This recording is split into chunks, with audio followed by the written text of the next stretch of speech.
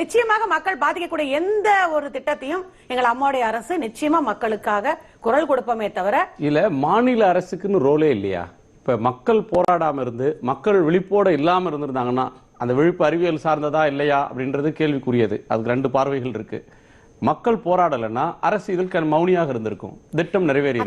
ஒரு மாநில அரசுன்றது அவங்களுக்குன்னு எந்த ஒப்பீனியனும் இல்ல, மக்கள் விரும்பி அவங்களா விழிப்படைந்து அவர்களா ஆயிரக்கணக்கில் திரண்டு அவங்க நாள் கணக்கில் போராடினா அதற்கு பின்னால் மாநில அரசு அதை ஆதரிக்கும்.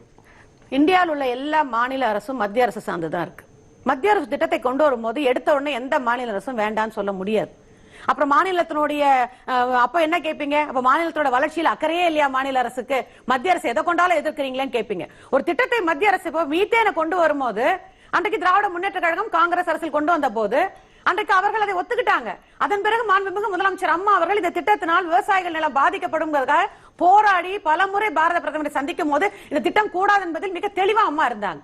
அதே போல இந்த திட்டத்தை இன்னைக்கு மக்கள் பாதிக்கப்படுவாங்க. மக்கள் எங்க ஒரு மக்கள் இந்த திட்டம் நல்ல திட்டங்க, எங்க ஊர்ல வேலை வாய்ப்பு அடைக்கும்னா அதை ஆதரிக்கும் மாநில அரசு. அதே மக்கள் இந்த திட்டம் எங்களுக்கு வேண்டாம், எங்கள் வாழ்வாதாரம் பாதிக்கப்படும்னா நிச்சயமா மாநில அரசு அறிவிக்காது. அதே நேரத்தில் மத்திய அரசு கொண்ட திட்டங்களை எடுத்தோன்னு நம்ம எங்களுக்கு வேண்டாம்னு சொல்லிட முடியாது. அதில் நலனையும் பார்க்க வேண்டும், அதில் இருக்க பிரச்சனைகளையும் சந்திக்க வேண்டும். மாநில அரசு ரெண்டையும் பார்த்து தான் முடிவு பண்ண முடியும். எனவே மாநில அரசை பொறுத்தவரையில் உங்களுடைய மக்கள் குரல் தான் எங்கள் குரல்.